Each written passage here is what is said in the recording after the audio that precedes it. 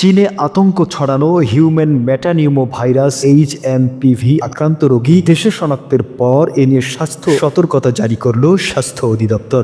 Virus শনাক্ত হওয়ার পর রোববার সন্ধ্যায় এক সংবাদ বিজ্ঞপ্তিতে HMP ভাইরাসের কারণে স্বাস্থ্য সতর্কতা জারির কথা জানিয়েছে স্বাস্থ্য অধিদপ্তর। স্বাস্থ্য অধিদপ্তরের সতর্কবার্তায় বলা হয়েছে 14 বছরের কম বয়সী শিশু এবং 65 বছর এবং তার বেশি বয়সী ব্যক্তিদের মধ্যে এ রোগের সংক্রমণ বেশি দেখা যায়। সে সাথে দীর্ঘমেয়াদী স্বাস্থ্য সমস্যা, হাঁপানি বা ক্রনিক অবস্ট্রাকটিভ পালমোনারি ডিজিজ, গর্ভবতী নারী এবং দুর্বল রোগ প্রতিরোধ ক্ষমতা সম্পন্ন ব্যক্তিদের জন্য উচ্চ ঝুঁকি সৃষ্টি হতে পারে। পৃথিবীর অনেক দেশের মতো বাংলাদেশেও এই রোগের সংক্রমণ দেখা দিয়েছে।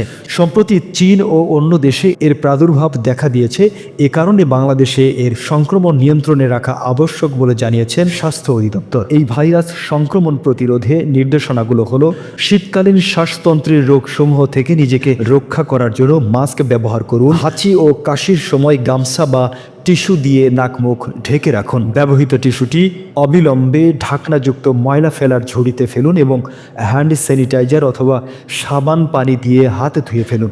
আক্রান্ত হয়েছেন এমন ব্যক্তিদের সংস্পর্শ এড়িয়ে চলুন এবং কমপক্ষে 3 ফুট দূরত্ব বজায় রাখুন।